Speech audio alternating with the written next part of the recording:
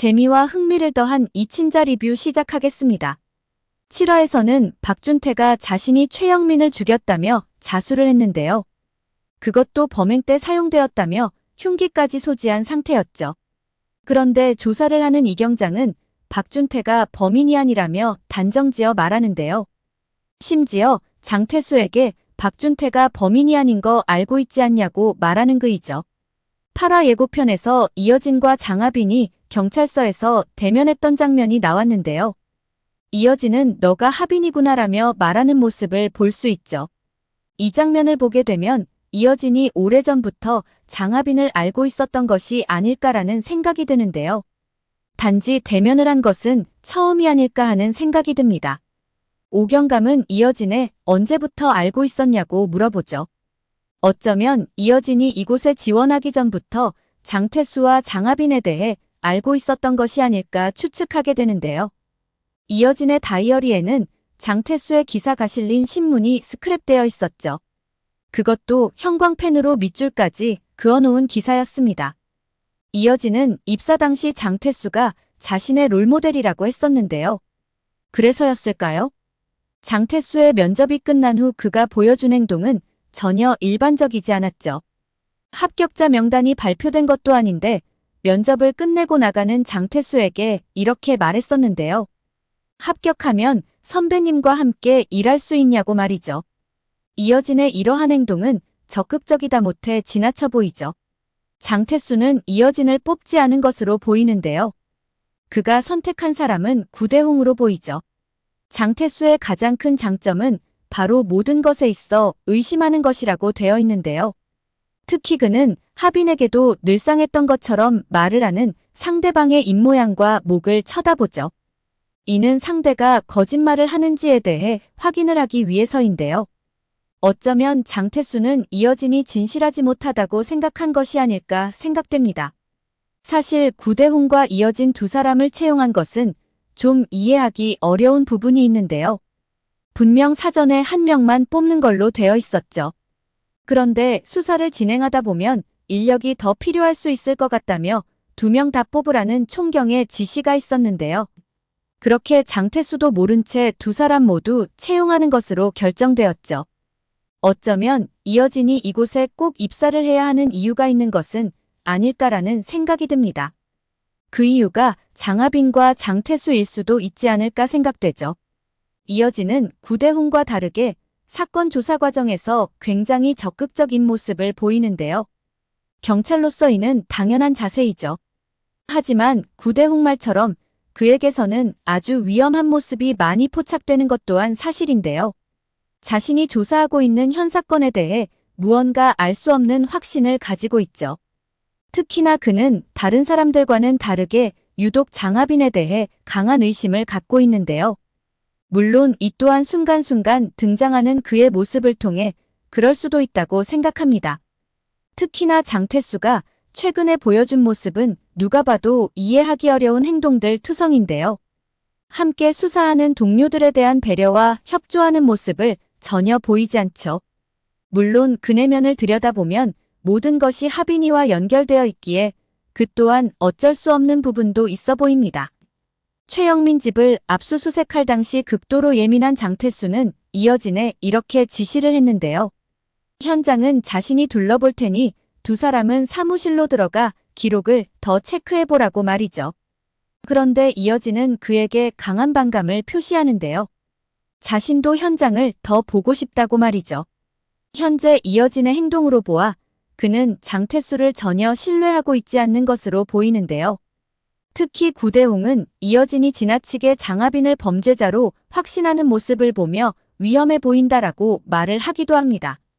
하지만 이여진은 이에 조금도 굴하지 않는데요. 오히려 결과를 보면 누가 잘못된 건지 알겠지라는 말을 남겨 자신의 생각에 강한 확신을 갖고 있음을 보이죠. 누군가 이런 말을 했었는데요. 10명의 범인을 놓치더라도 1명의 억울한 사람을 만들면 안 된다라는 말이죠. 지나친 선입견과 자기 확신은 억울한 누군가를 만들 수도 있지 않을까라는 생각이 듭니다. 구대홍의 형처럼 말이죠. 어쩌면 이여진은 단순한 경찰이 아니라 분명 장태수와 과거에 어떤 이유로라도 관련되어 있지 않을까 생각됩니다. 7화에서 박준태는 자수를 했는데요. 이는 자신과 함께 있던 김성희가 경찰에 긴급 체포되면서 심경의 변화를 일으킨 것이죠. 그런데 좀 이해할 수 없는 것은 이 부분인데요. 그는 자수 당시 자신이 사용했을 것으로 추정되는 흉기까지 소지한 상태이죠. 그렇다면 그 흉기에 최영민의 혈흔이 묻어 있다는 것일까요? 그렇지 않다면 그 흉기는 오히려 그가 최영민을 죽이지 않았다는 반증이 되는 것이죠. 박준태 아버지는 그가 자수했다는 김성희의 전화를 받고 망연자실한 모습이었는데요. 심지어 그는 자신이 분명히 봤다며 범인은 분명 하빈이었다고 말을 하죠. 이어진 장면에서는 숨어있는 그가 하빈을 바라보는 모습이 나왔습니다.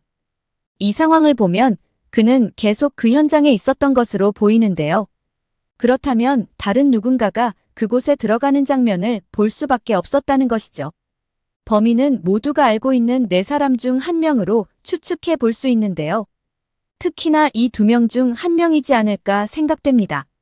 그 이유는 바로 이것이죠. 첫 번째는 김성희일 확률입니다. 박준태와 자신이 최영민에게서 벗어날 수 있는 방법은 그가 죽는 것밖에 없다는 것인데요. 또한 자신이 가스라이팅으로 잘 길들여 놓은 박준태를 최영민이 망가뜨리려 하는 것이죠. 현재 최영민은 도피 중에 있는데요. 그렇기에 주변에서는 그가 어디에 있는지 알지 못하는 상태이죠. 특히 최영민이 장태수에게 다 말하겠다고 결심한 이유는 박준태가 그를 자극했기 때문인데요. 최영민이 아무리 박준태가 범인이라고 경찰에 얘기하더라도 양아치 같은 너 말을 믿을 사람은 아무도 없다고 말했던 것입니다. 이에 모든 것을 자신이 뒤집어 쓸 것 같다는 불길한 예감에 장태수에게 털어놓으려 했던 것이죠. 최영민과 함께했던 박준태와 김성희는 돌아갔는데요. 어쩌면 이후 김성희가 그곳에 다시 돌아왔을 수도 있지 않을까 생각되죠.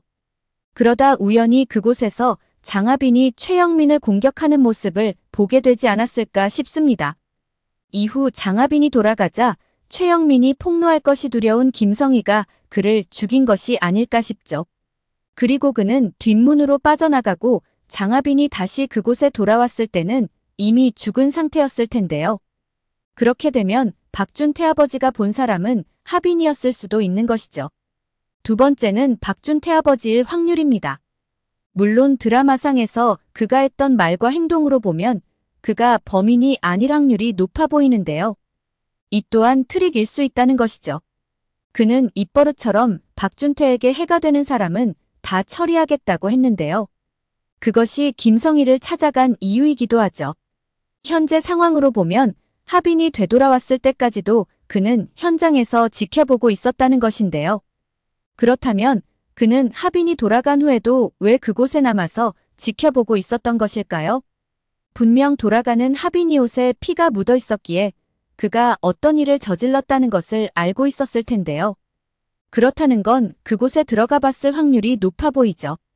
그리고 그곳에 닫혀있는 최영민을 목격했을 것이고 돈가방도 발견하지 않았을까 싶은데요.